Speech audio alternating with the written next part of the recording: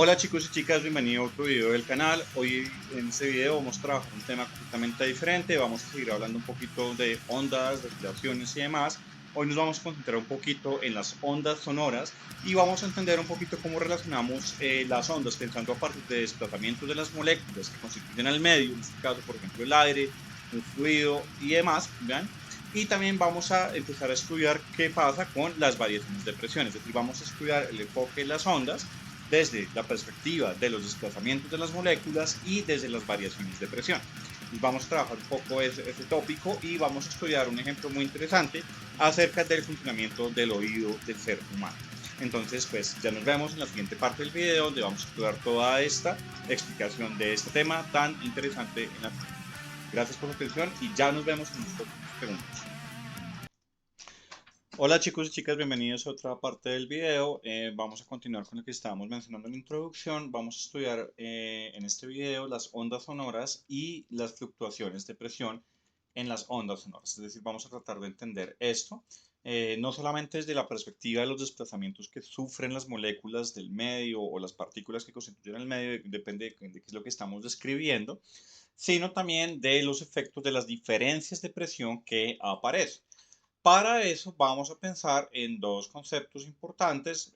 Uno es el que realmente vamos a trabajar, el otro que lo vamos a mencionar por ahora, y es que vamos a hablar de la diferencia de presión que tenemos en el medio. Por ejemplo, si estamos suponiendo que es un gas o que es un fluido, vamos a representar la diferencia de presión con P de XT. Hay que evitar confusiones. Cuando estamos hablando de este P de XT de acá, estamos hablando de una variación de presión, es decir, lo que vamos a entender como un delta P o un cambio de presión y lo vamos a pensar en una posición dada. Vamos a considerar un modelo muy sencillo donde vamos a suponer la propagación de las ondas en nuestro medio en una única dirección. Realmente cuando hablamos, cuando producimos sonidos, ruidos y demás, esas ondas se propagan en todas las direcciones del espacio. No vamos a hacer una descripción tan sofisticada, vamos a suponer únicamente propagación en una dirección. Y esta es la diferencia de presión en ese punto del espacio y en un instante dado de tiempo. Es decir, lo que podemos pensar ahora es que, por ejemplo, y vamos a utilizar este dibujito que tomamos del Szyr-Szymanski, si tenemos una muestra de gas, por ejemplo, es decir, acá podemos asumir que esto realmente acá son muchas moléculas que están en esta región del espacio, que tenemos muchas moleculitas que estoy pintando acá con esos punticos, están confinadas en esta región que tiene un volumen. Acá vamos a cambiar un poquito la notación, no vamos a trabajar con S, vamos a definir que el área transversal de nuestro cilindro la vamos a representar con la letra A, pues para que sea un poquito más intuitivo. Acá la letra S corresponde al término en inglés surface. No vamos a hablar de términos en inglés, vamos a pensar simplemente el área. Pues nuestro volumen del fluido, del material, del gas que tenemos ahí, lo podemos calcular como el área por delta X, que es esta dimensión lateral. Eso nos va a dar el volumen que tenemos confinado ahí. Bien. Ahora, si por ejemplo colocamos un émbolo en esta región del espacio, es decir, si por ejemplo colocáramos lo siguiente, voy a quitar esta expresión matemática de acá, la vamos a mover y voy a tratar de hacer un dibujo lo mejor que pueda. Si colocáramos en esta región un émbolo, esto vamos a pensar simplemente el émbolo como esta piecita que voy a pintar acá. Listo, vamos a tratar de pintarla. No me está saliendo muy bien. Listo, acá queda. Acá está el otro pedacito. Acá vamos a dibujar el otro pedacito. Bien, esta parte la pueden adelantar porque pues naturalmente verme dibujar no es para nada emocionante y tampoco es que estemos aprendiendo nada. ¿Listo? Entonces acá tengo este émbolo, bien, que puede comprimir o expandir el gas. Entonces, por ejemplo, podríamos tener en este caso procesos de expansión o de compresión dependiendo de lo que está haciendo el émbolo. Lo que tenemos acá importante es que podemos considerar que este émbolo está moviéndose de forma armónica simple, es decir, puede estar moviéndose hacia adelante y hacia atrás, produciendo sus efectos de compresión y expansión de las moléculas de este gas que tenemos acá. Si eso sucede, entonces tenemos una onda descrita a través de una función de onda que llamaremos y de xt. Por ejemplo, podríamos pensar que es completamente armónica por simplificar. Y de xt es simplemente igual a por coseno de kx menos omega t. Recordemos que K es el número de onda que tenemos definido como 2pi sobre lambda, siendo lambda la longitud de onda naturalmente yo sé que es un poco redundante, pero la onda que se está propagando ahí. Y sabemos asimismo que omega es la frecuencia angular. Bien, entonces si tenemos este émbolo moviéndose de forma armónica simple, acá tenemos entonces esta onda propagándose de tal forma que este frente de acá se desplaza, en esta región de acá se desplazan las moléculas, este Y1, y las moléculas que están acá en esta región, o sea, nuestro volumen, se modifica a un Y2, que sería simplemente el desplazamiento que sufren las partículas de este punto a este punto. Es decir, si tenemos ese efecto de desplazamiento, es decir, si tenemos una partícula colocada acá en alguna posición X, pues se va a desplazar simplemente un delta X, que es lo que estamos tratando de ilustrar acá con esta situación al producir este efecto de desplazamiento de las moléculas. Es decir, acá tenemos la posición X, por ejemplo, y acá tenemos la posición X más delta X, para ilustrarnos un poquito lo que está sucediendo. Entonces recordemos que esta sombra azul está representando la configuración inicial de nuestro gas, y acá tenemos una onda longitudinal que se está propagando dentro del gas. Recordemos que al ser longitudinal, los desplazamientos van en la misma dirección de propagación de la onda. Entonces, ¿cuál es el cambio de volumen que está sufriendo acá nuestro cilindro que se ha perturbado de algún fluido o de algún gas? ¿Cuál es ese cambio de volumen? Pues ese cambio de volumen lo podemos ver como el área transversal multiplicada por el desplazamiento Y2 menos el área por el desplazamiento Y1, que pues básicamente es el cambio en esta onda que se está propagando acá dentro de nuestro fluido o nuestro gas, por ejemplo. Entonces, el cambio de volumen nos va a dar el área por Y2 menos Y1. Y esto de acá lo podemos reexpresar simplemente como esta área por lo que es Y2 y lo que es Y1. Entonces recordemos que Y2 sería simplemente la onda en X más delta X, y Y1 sería la onda en X. Bien, naturalmente todo esto lo estamos haciendo considerando el instante de tiempo t fijo en esta representación que tenemos acá. Ahora, lo importante es que este cambio de volumen, que es a donde apunta la discusión, este cambio de volumen está relacionado con los cambios de presión. Y el misterio acá, o no, el target de este video, es tratar de relacionar cuál es el vínculo que hay entre los cambios de presión en el gas o en el fluido y los cambios de volumen que hay. Entonces, la idea que podemos tener, lo voy a tratar de representar acá con un material audiovisual que extraje directamente de Szymanski, es básicamente la siguiente idea que tenemos en este dibujo. Y lo que tenemos acá es que, por ejemplo, tenemos unas moléculas, esta sería la configuración de las moléculas si no son desplazadas, ¿bien?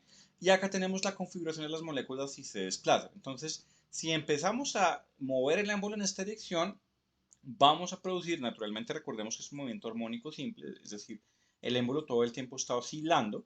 Entonces tendríamos unas moléculas que se mueven en esta dirección y otras moléculas que se están moviendo en esta dirección. Esto va a generar que en esta región haya una compresión de las moléculas, y por ejemplo en esta región, como tenemos moléculas que se mueven en esta dirección y otras que se mueven en esta dirección, debido a la onda que se está propagando en nuestro gas, en esta región lo que tenemos es una disminución de la densidad de moléculas y per se una disminución de la presión. Y en esta región tenemos un aumento de la densidad de moléculas y per se entonces un aumento de la presión en esta región. Entonces esto nos está vinculando los desplazamientos de las moléculas con los cambios de presión, y vamos a tratar de entender eso un poquito desde lo matemático y también desde lo fenomenológico. ¿Bien? Entonces, en ese orden de ideas tenemos vinculado el cambio de volumen precisamente con el desplazamiento, con la posición de la propagación de nuestra onda en el medio. Ahora, la pregunta es, ok, ¿cómo puedo vincular esto con el cambio fraccionario de volumen? Es decir, ¿cuánto cambia el volumen de nuestro fluido o de nuestro gas comparado al volumen que tenía inicialmente. Esto nos puede dar una idea, por ejemplo, cuál sería el cambio porcentual de volumen, es decir, cuál es la razón o la fracción de cambio de volumen que tenemos acá, comparando este cambio con el volumen inicial. Entonces, para pensar esto, podríamos precisamente calcular esa cantidad que tenemos acá, que sería el área, por la onda en la posición x más delta x en el instante de tiempo t menos la onda en la posición x en el instante de tiempo t. Y el volumen inicial que tenemos de nuestro medio, de nuestro gas o de nuestro fluido, sería simplemente el área transversal por el delta x. ¿Bien? Entonces, ahora quiero saber cuál es ese cambio fraccionario, ¿bien? Cuando yo hago cada vez más pequeña esa variación en x, es decir, para poder ver lo que está sucediendo en cualquier punto de nuestro gas. Por ejemplo, si me quiero parar, por ejemplo, acá, si me quiero parar, por ejemplo, acá, en cualquier punto, necesito hacer este delta x cada vez más pequeño. Entonces, si yo quiero hacer ese delta x cada vez más pequeño, realmente tengo que tomar el límite cuando este delta x tiende a 0.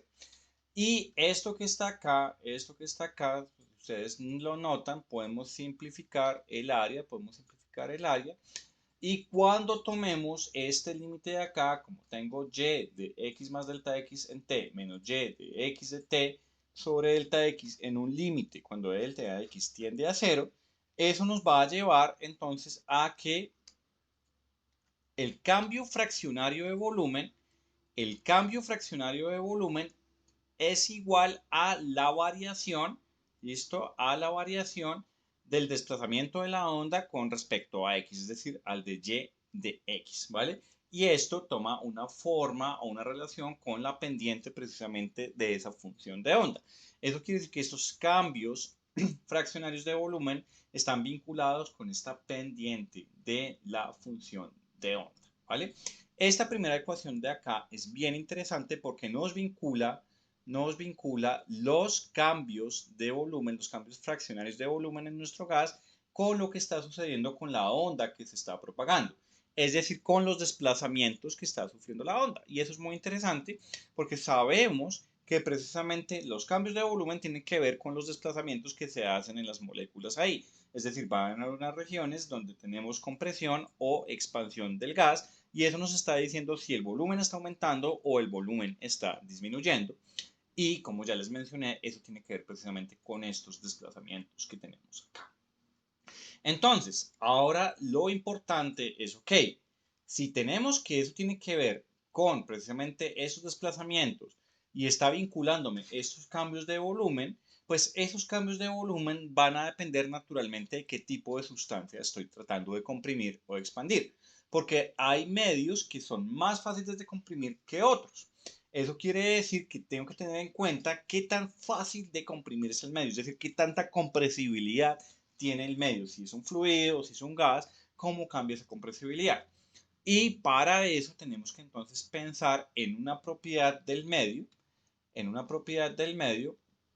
que conocemos como el módulo de compresibilidad.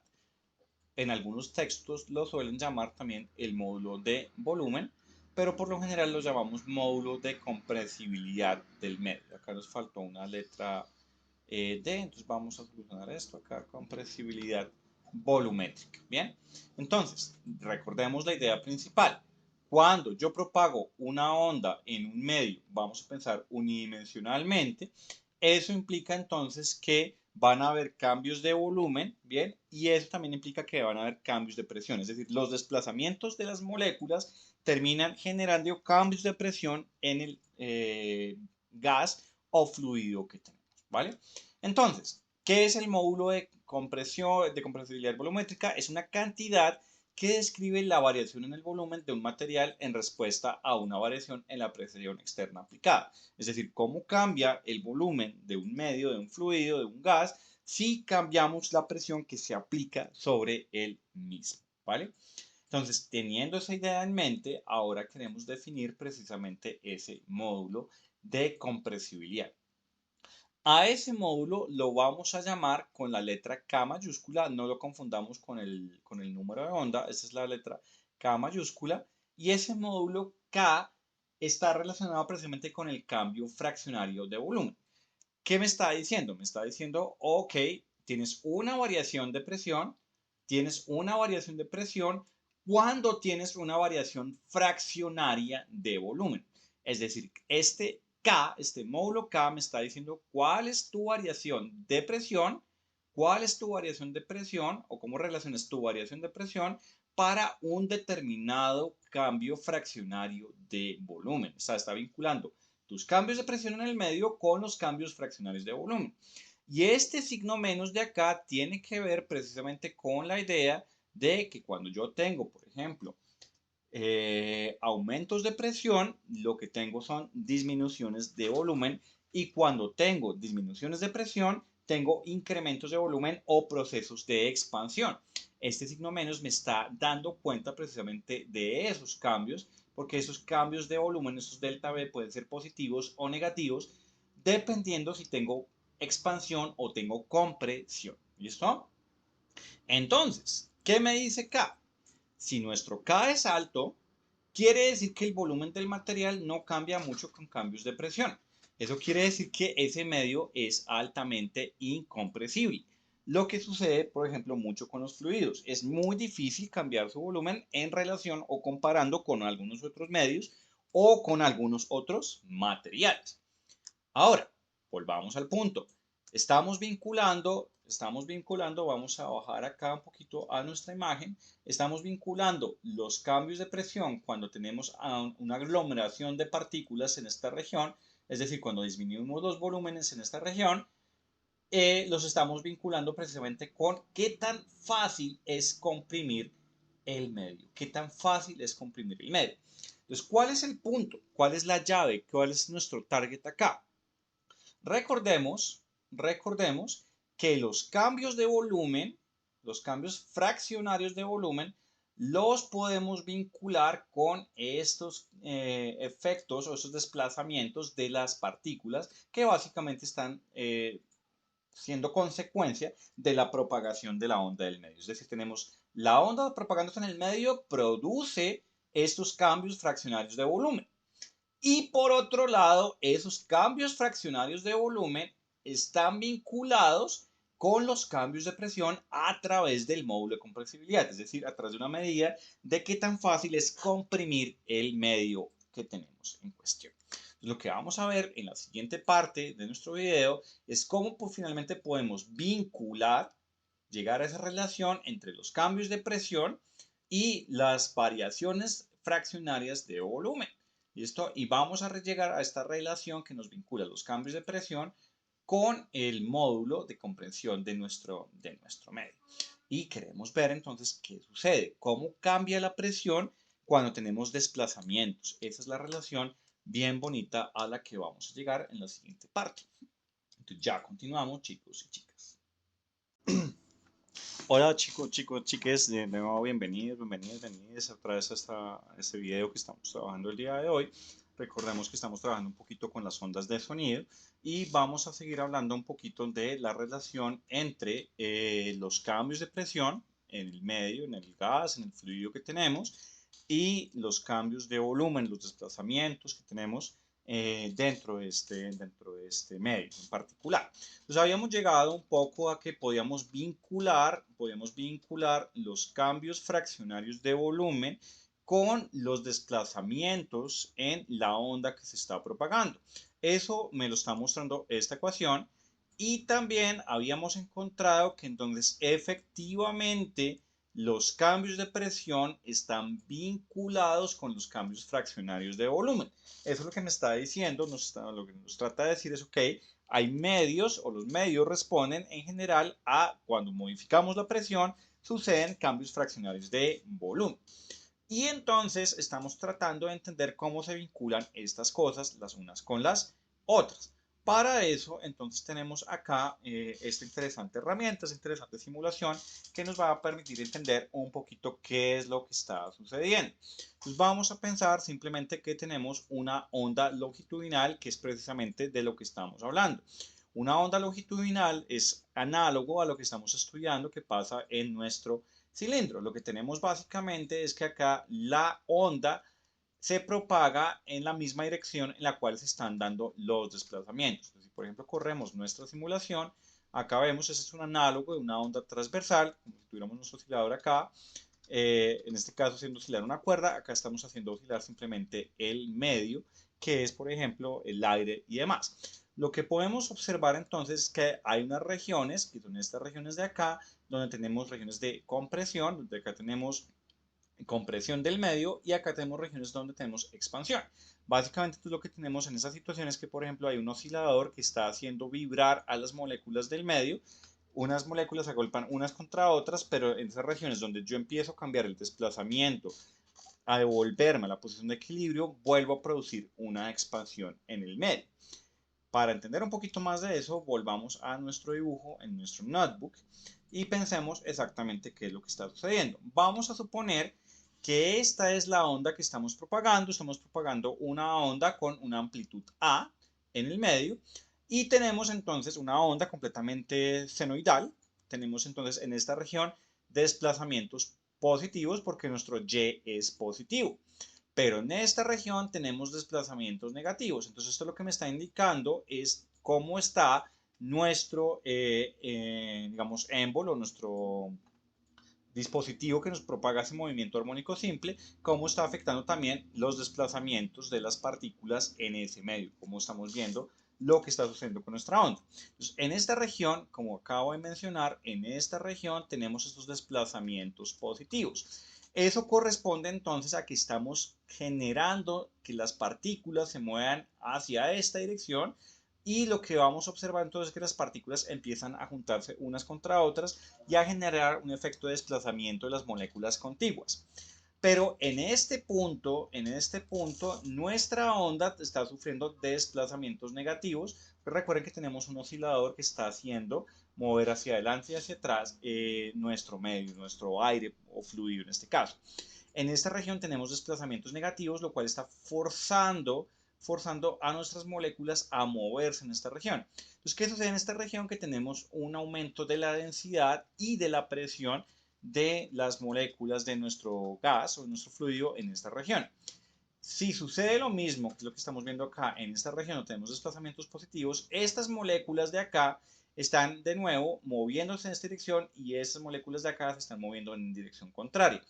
Eso va a producir que en estas regioncitas que tenemos de acá estemos viendo completa expansión. En estas regiones de acá observemos completa expansión y en estas regiones observemos completa compresión de nuestras moléculas de nuestro medio. Bien, entonces lo que estamos observando entonces es que cuando estos desplazamientos están acá, siendo o alcanzando valores máximos, como es en esta región o en esta región, ¿listo? Lo que observamos es que la presión acá, ¿listo? Lo que es la presión en esta región, también está siendo afectada por lo que está sucediendo ahí. ¿Qué vamos a observar? Que en las regiones donde tenemos máximos desplazamientos, tenemos que la presión es mínima. ¿Por qué? Porque en esta región, cuando tenemos estos máximos desplazamientos, se produce la expansión del gas. ¿Listo? Se produce la expansión del gas. Y per se, entonces, tenemos una densidad más baja y también tenemos una presión más baja. Y en estas regiones donde los desplazamientos se acercan a ser los más pequeños posibles, tenemos entonces regiones de máxima presión. ¿Listo? Entonces eso nos vincula los desplazamientos, nos vincula los cambios de volumen, es decir, donde tenemos regiones donde se comprime, tenemos aumentos de la presión y regiones donde se expanden, disminuciones de la presión. Eso nos está hablando un poco qué sucede con las variaciones. Y es precisamente lo que podemos observar en esta gráfica. En esta región tenemos desplazamientos pequeños y tenemos entonces máximos en presión y análogamente pues para todas estas regiones que podemos observar acá. Entonces eso nos está dando una idea del vínculo intuitivo que hay entre los cambios de presión y los cambios de volumen. Entonces, retomando esta ecuación que tenemos acá, si partimos de esta ecuacióncita que tenemos en este pedacito y ya tenemos la versión de la ecuación, podemos, simplificada, podemos simplemente pasar este cambio fraccionario de volumen al otro lado. Listo, nos queda el cambio de presión y entonces nos va a quedar entonces que la presión, el cambio de presión, nuestro delta P, lo podemos escribir como menos el módulo de compresión por dy de x. Recordemos que nuestro dy de x está relacionado precisamente con estos cambios fraccionarios de volumen. Entonces de ahí encontramos esta ecuación que tenemos que nos dice que los cambios de presión están relacionados precisamente con los desplazamientos de la onda. Y esta ecuación que está acá nos está diciendo exactamente lo que vemos en el gráfico. Si los cambios de presión estamos observando nos dan negativos, es porque esos desplazamientos de acá son positivos. Pero si esos desplazamientos de acá nos dieron negativos, entonces tendríamos que los cambios de presión son positivos, es decir, tenemos incrementos de la presión. ¿Listo? Pues básicamente esa es la interpretación que podemos hacer de esta ecuacióncita que tenemos. ¿Listo? Nos está vinculando de nuevo cambios de presión con los desplazamientos, Entonces, teniendo esto en mente, volvamos a lo que habíamos supuesto al principio. ¿Qué pasa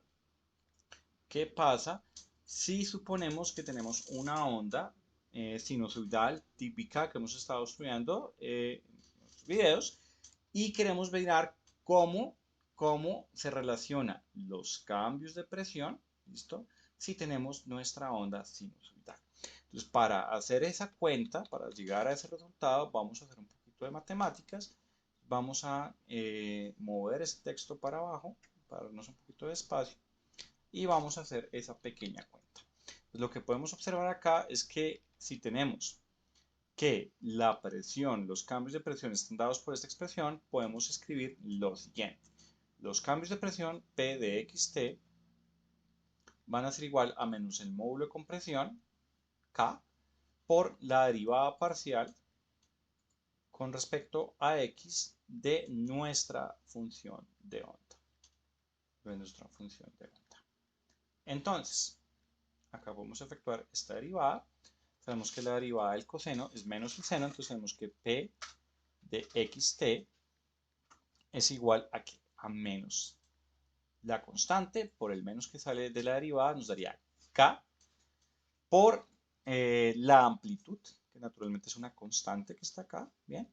Por la derivada interna de este coseno. Entonces, primero sabemos que la derivada externa nos da un seno de kx menos omega t, pero la pregunta es ¿cuál es la derivada interna? Y ese pedazo es bien sencillo, porque es derivar simplemente el kx. Y eso nos daría simplemente el k pequeño, que es nuestro número de onda. Entonces acá tenemos el k grande que lo vamos a distinguir un poquito, que es simplemente el módulo de compresibilidad, lo vamos a anotar con esta letra K especial que estamos pintando acá, y es el número de onda. Entonces nos quedaría que esta es la relación entre la diferencia de presión en el medio y nuestro módulo de compresibilidad, nuestro número de onda y precisamente la amplitud de los desplazamientos. Acá viene la parte donde pues hay que dejar a un lado, hacer cálculos y entrar a la parte de interpretar. Pues para eso vamos a tomar esta ecuación que está acá, control C, nos la vamos a llevar acá y vamos a comparar, que esta es la parte más importante de este contenido. Esta es la parte más importante de este contenido y es entender la diferencia de lo que está sucediendo en estas dos ecuaciones o lo que me están diciendo esas dos ecuaciones en particular. Esta ecuación de acá me está describiendo la onda que se propaga.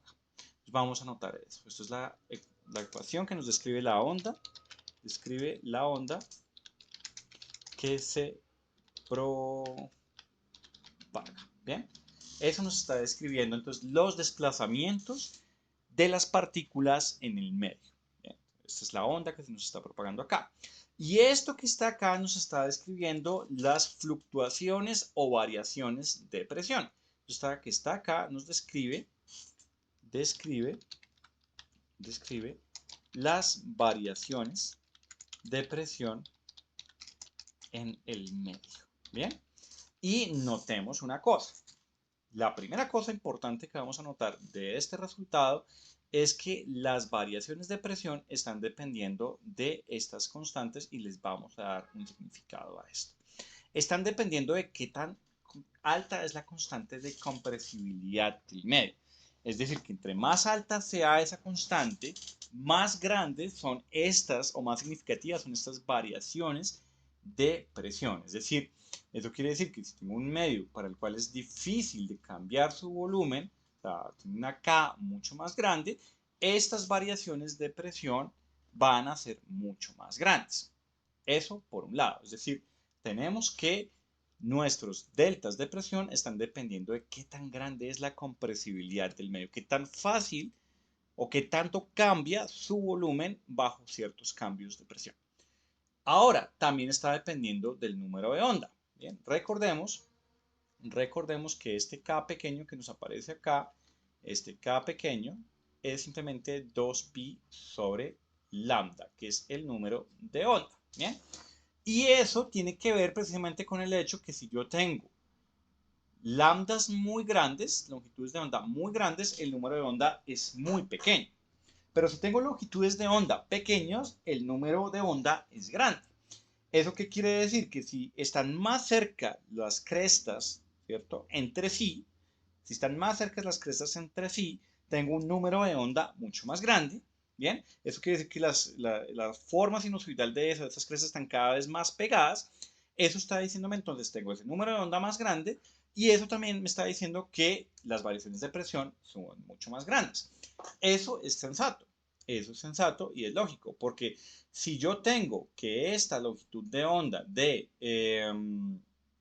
mi onda que se está propagando, valga la redundancia, es mucho más pequeña, es decir, por ejemplo, estas crestas de acá están más cerca, eso quiere decir que tenemos muchísimas oscilaciones ahí, y entonces eso también me está diciendo a mí que estas moléculas de acá están más juntas las unas de las otras, y eso implica entonces que esa variación de presión es mucho más grande en esta región. Y por otro lado, también tiene que ver la magnitud de los desplazamientos. Esta amplitud de la onda que se está propagando me está diciendo qué tan amplias sean las oscilaciones o los desplazamientos que sufren las moléculas del gas ahí. Entonces, entre más grandes sean estos desplazamientos, naturalmente nuestra variación de la presión es mucho más grande. Pero ahora viene la otra cosa interesante que hay que decir sobre estas dos ecuaciones. La otra cosa interesante que hay que decir es que el coseno y el seno sabemos que están desfasados. ¿Listo? Y están desfasados de tal forma que mientras que una función es máxima, la otra función es mínima. Es decir, cuando el coseno alcanza un máximo, el seno está alcanzando un mínimo. Y eso precisamente tiene que ver con la interpretación que estábamos dando. Es decir, mientras que yo tengo máximos desplazamientos, tengo menores presiones, tengo presiones mínimas, diferencias de presión mínimas, y entre más pequeñas sean los desplazamientos, bien, entonces mayores van a ser los cambios de presión que tenemos acá. Entonces, esto me está vinculando, ese desfase que hay entre esta de acá y esta de acá, me está precisamente indicando ese comportamiento que ya habíamos descrito antes entre la relación entre los desplazamientos de las partículas y los cambios de presión que hay. Entonces, con esa idea tenemos pues resumido lo que estamos observando precisamente acá. Acá podemos observar lo que estábamos mencionando, mientras que la función que nos describe la onda tiene un máximo, nuestra variación de presión en ese mismo instante de tiempo es mínima. ¿Bien? Acá tenemos los valores máximos de la variación de presión y podemos observar qué suceden cuando tenemos desplazamientos mínimos en la onda, lo cual pues es bastante sensato y bastante coherente con lo que estábamos viendo. Ahora, no es muy difícil concluir, acá ellos modulan o escriben el módulo de compresión con la letra B para según distinguirlo, pero sabemos naturalmente que el valor máximo de esta función sucede cuando este seno es igual a 1, es decir, cuando esto es igual a 1, tenemos un valor máximo y ese valor máximo de la variación de presión, que vamos a llamar la variación de presión máxima, pues sería simplemente el módulo de compresión del medio por el número de onda, vamos a colocar esta acá de forma diferente, por la amplitud con la que están oscilando nuestras ondas. Pues ahí. Entonces, esa es la idea básicamente de este primer acercamiento a la descripción del sonido. La siguiente parte de nuestro video se va a concentrar en discutir un ejemplo que tenemos acá. Esa es una modificación de un ejercicio de un ejemplo de Cibor-Simansky, un poco más, digamos, compacta, donde vamos a describir qué está pasando con la propagación de sonido en el oído humano y qué sucede con las variaciones de presión, es decir, qué sucede con esa amplitud de presión, que básicamente cuando hablamos de amplitud de presión nos vamos a referir precisamente a esta variación máxima de presión. Entonces eso lo vamos a ver en la siguiente parte del video. Bueno chicos, chicas, bienvenidos a la parte final del video. Acá quiero mostrarles un poquito de esta simulación de PHET, que es pues muy buena. Acá nos está mostrando un poquito qué sucede si yo, por ejemplo, coloco una fuente de ondas sonoras. ¿Bien? Entonces acá podemos ver esto cómo se va formando esta perturbación en el medio, y también podemos observar algo muy interesante, y es cómo oscila esta membrana, que es precisamente la que está produciendo esta propagación de onda longitudinal en el medio. ¿Bien? En esta simulación podemos variar, por ejemplo, la frecuencia, ¿bien? Y también podemos variar la amplitud de las ondas. Acá podemos observar lo que sucede, cuál es el efecto de hacer estas modificaciones. Esto nos ayuda a entender un poquito lo que estábamos pues discutiendo hace un rato.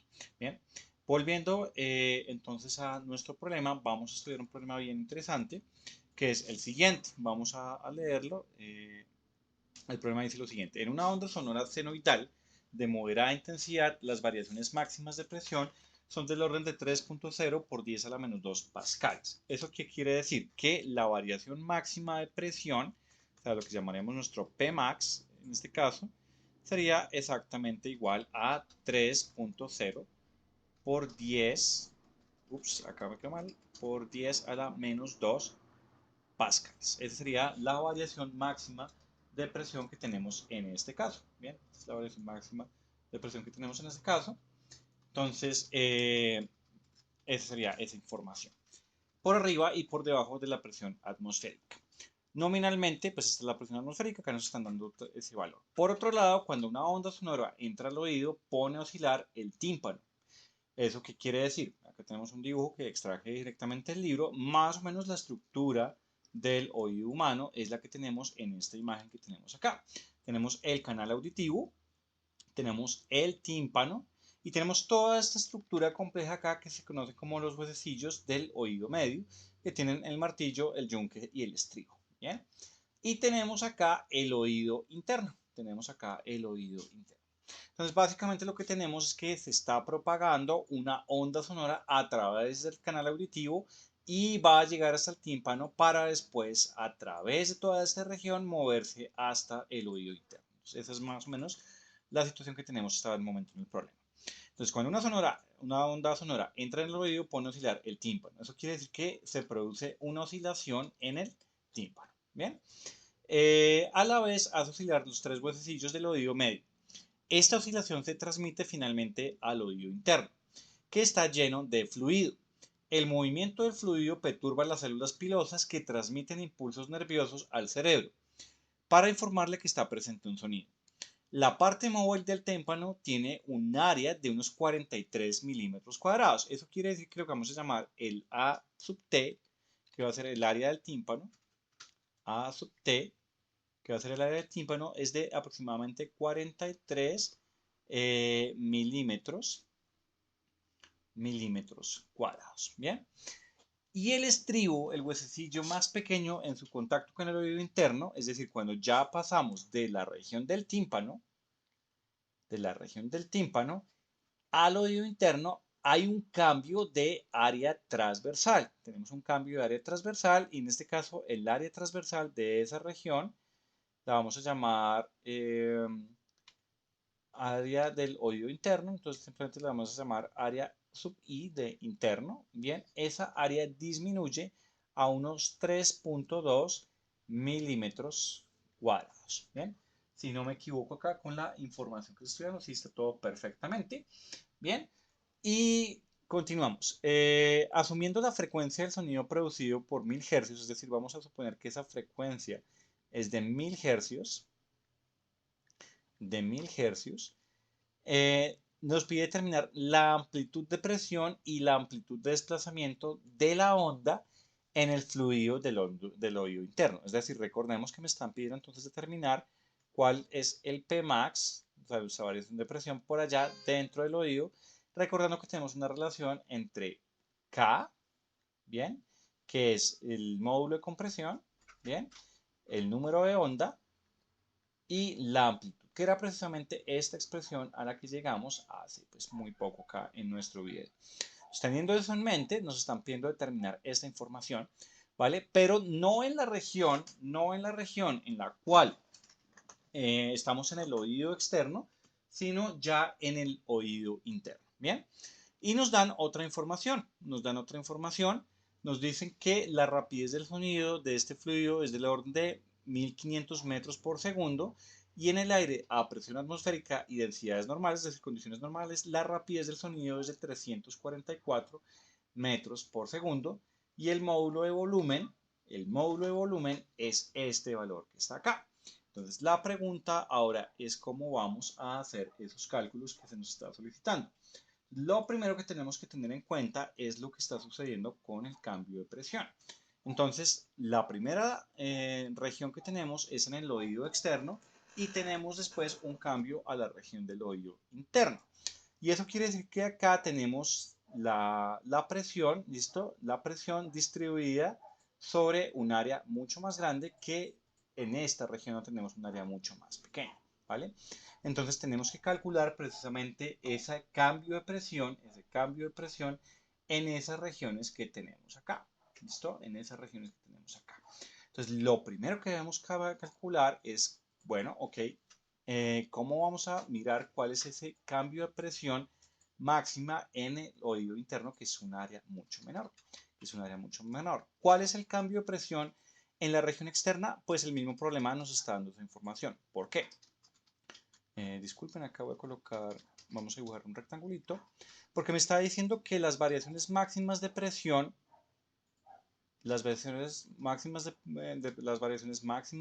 disculpen ahí en el enredo al hablar, ¿listo? De una onda sonora senoidal de moderada intensidad, son de este orden de magnitud. Es decir, que ya tengo las variaciones de presión en el exterior, es decir, en el aire libre, que está entrando por la cavidad auditiva, que es esta que está por este canal auditivo. Es decir, que en esta región, nuestra variación de presión máxima es exactamente esta que tenemos acá.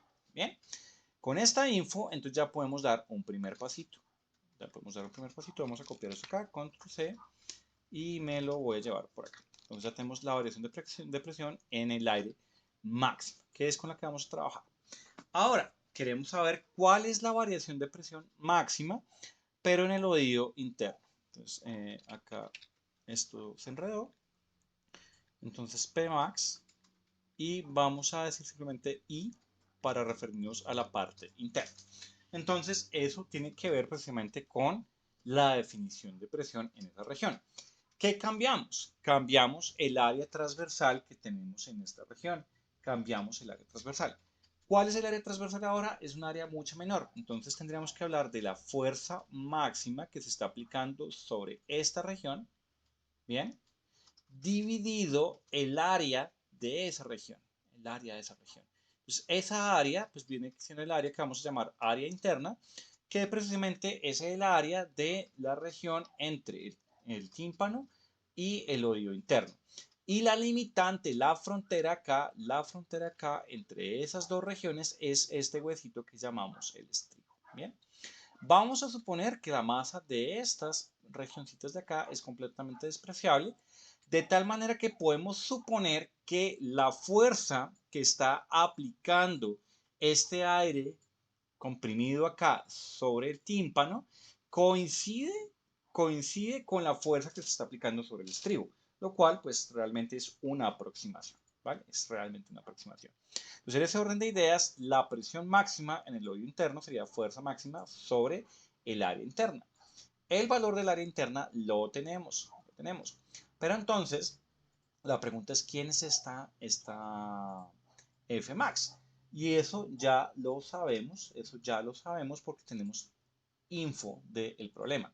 Sabemos que entonces la fuerza máxima sería igual a la presión máxima en el aire, por el área transversal que estamos atravesando ahí. Y en ese caso sería el área sub T, que sería el área del tímpano. ¿Bien? Entonces, eso quiere decir que nuestra fuerza máxima sería igual a la presión máxima en el aire por el área transversal, que es el área del tímpano, sobre el área del oído interno. ¿Vale? Entonces, ahora podemos darnos cuenta de una cosa interesante acá. Y es que obtenemos que la presión máxima en el oído interno está vinculada por un factor que depende de la relación entre el área externa y el área interna. ¿Bien? Y la presión máxima en el exterior. ¿Bien?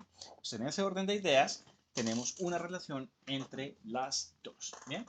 Y entonces, si reemplazamos esto de acá, nos daría lo siguiente, nos daría la variación máxima de presión por la relación entre las áreas, que sería 43.0 milímetros cuadrados sobre 3.2 milímetros cuadrados por la presión máxima en el exterior, que es, como ya lo mencionamos, de 3.0 por 10 a la menos 2 pascales. Y acá observamos algo, que no nos toca hacer, digamos, el cálculo directo para anotarlo, y es que el área del tímpano evidentemente es mayor que el área del estribo. Entonces, este factor que está acá es mayor que 1, y eso quiere decir que entonces esta presión en el oído interno es mayor que la presión en el oído externo, y este factor de acá me está diciendo cuántas veces es mayor eso. ¿Bien? Entonces, eso también me está diciendo que la amplitud de presión en el oído interno es mayor que la amplitud de presión en el oído externo. Esto lo que nos está diciendo entonces es que las variaciones de presión allá son mucho más grandes. Y eso es bien interesante. ¿Por qué es bien interesante? Si nos volvemos al enunciado del problema, ¿cuál es el mecanismo de función del oído? Vamos a volver a este pedacito. Entonces, la parte móvil del tímpano tiene un área de tanto y el estribo más pequeño, su contacto con el oído interno. Acá me perdí el movimiento acá está. El movimiento del fluido perturba a las células pilosas que transmiten impulsos nerviosos. Esas variaciones o esos movimientos del fluido se deben precisamente a las variaciones de presión. ¿Eso qué quiere decir? Que entonces, si hay variaciones de presión mucho más grandes, hay un mayor estímulo de estas células pilosas y per se es mejor la información que le está llegando al cerebro sobre el sonido. Esto es lo que explica es por qué tenemos una, digamos, sensibilidad tan buena del oído humano. Es decir, por qué tenemos que es tan sensible el oído humano. Y es precisamente por esas variaciones de presión en esos canales auditivos debidas a las variaciones de aire. Con eso que tenemos acá, y haciendo algunos cálculos, igual también está solucionado en ese libro de texto, obtenemos que la presión máxima en el oído interno sería igual a 0.40 pascals. ¿Listo? 0.40 pascals. Que si ustedes lo notan, pues naturalmente comparando este factor con este factor, hay una diferencia muy grande, bastante apreciable. Bien, entonces ya tenemos la amplitud de presión en el oído interno. Ahora lo siguiente es mirar cómo podemos calcular la amplitud de desplazamiento de las ondas sonoras, es decir, qué tanto es la amplitud con la que se están propagando esas ondas sonoras dentro del oído interno. Y para eso podemos recordar entonces precisamente la definición de la amplitud de presión. Sabemos que la amplitud de presión Pmax está por ¿quién? Por la constante compresibilidad del medio, por el número de onda, por la amplitud de desplazamiento de las ondas, es decir, simplemente la amplitud de las onditas. Hasta ahí creo que todo está totalmente claro. Ahora, ¿qué sabemos? Sabemos naturalmente que conocemos que dentro del oído interno, tenemos un fluido cuya constante compresibilidad es diferente a la constante compresibilidad de el medio externo que tenemos acá. Es decir, sabemos cuál es la constante de compresibilidad, tenemos ese valor, porque sabemos que es un fluido, y el mismo problema nos está diciendo que ese fluido es mayoritariamente agua. Entonces podemos tomar esa constante de compresibilidad como la constante de compresibilidad del agua. Bien, esa constante de compresibilidad la vamos a tomar entonces como el siguiente valor, ya se los voy a dar. Ese valor nos da el problemita, si no me equivoco. Volvamos acá a los valores. Y el módulo de volumen es este, 1.42 por 10 a la 5 pascales. 1.42 por 10 a la 5. Entonces es 1.42 por 10 a la 5 pascal. Y no recuerdo el resto de las unidades acá, ¿dónde están? El módulo de volúmenes, ok, perfecto. Está perfecto, es en pascales, porque pues, naturalmente lo otro es un volumen fraccionario. Entonces tenemos acá la constante de compresibilidad y ahora lo importante es, conocemos esta variación de presión, ¿bien? Pero entonces la pregunta es cómo cambia el número de onda. Y claro, el número de onda va a cambiar. La pregunta ahora es por qué el número de onda va a cambiar en este problema. Sabemos que toda la estructura auditiva que está acá está vibrando exactamente con la misma frecuencia. Todas estas piezas están oscilando exactamente con la misma frecuencia. Pero el número de onda no es el mismo. Y la pregunta es, ¿cómo así que el número de onda no es el mismo? Y recordemos que el número de onda depende de la velocidad de propagación de la onda. En este caso es igual a omega sobre la velocidad de propagación. Omega es la frecuencia de oscilación. La frecuencia de oscilación, la frecuencia angular de oscilación. Y B es la velocidad de propagación. Recordemos también que esta frecuencia es igual a 2pi por la frecuencia de nuestra ondita. ¿Bien? Y la velocidad de propagación es la velocidad en el medio. Y acá vamos a asumir que la velocidad es en un medio que es el fluido que tenemos acá. Entonces va a cambiar esa velocidad de propagación. ¿Listo? Entonces acá tenemos la velocidad v con la que se está propagando la onda en ese medio. Ok. Entonces, teniendo en cuenta cuál es la velocidad de propagación en el medio que tenemos acá, que si no me equivoco, el problema nos decía que eran 1500 metros sobre segundo, bien, 1500 metros sobre segundo, que acá el problemita lo indica, acá lo indica en alguna parte, la rapidez del sonido en este fluido es del orden de 1500 metros por segundo, ¿listo? Entonces podemos calcular el nuevo número de onda de nuestro problema. Entonces, ¿cómo será nuestro número de onda? Va a ser igual a K igual a 2pi, bien, por la frecuencia que asumimos que era una frecuencia de 1000 hercios. Bien, dividimos los 2000 hercios por 2pi entre la velocidad de propagación, que son 1500 metros por segundo. Y si hacemos este cálculo, obtenemos que esto nos da 4.2 radianes por metro. Bien. Este sería el número de onda dentro del oído interno. Entonces lo vamos a llamar KI porque es dentro del oído interno. Y entonces, ¿qué necesitamos ahora? Ya lo que necesitamos es muy sencillo. Porque si tenemos el número de onda, sabemos que la presión máxima en el oído interno, la variación de presión máxima en el oído interno es igual a el módulo de compresibilidad por el número de onda en el oído interno por la amplitud de desplazamiento en el oído interno. Y entonces podemos despejar de acá la amplitud de desplazamiento de la onda en el oído interno nos da la variación máxima de presión en el oído interno sobre la constante de compresibilidad, bien, la constante de compresibilidad, nuestro número de onda en el oído interno. Y este cambio lo tenemos, lo calculamos hace poquito, son 0.40 pascales, bien, divididos precisamente nuestro módulo de compresibilidad del fluido,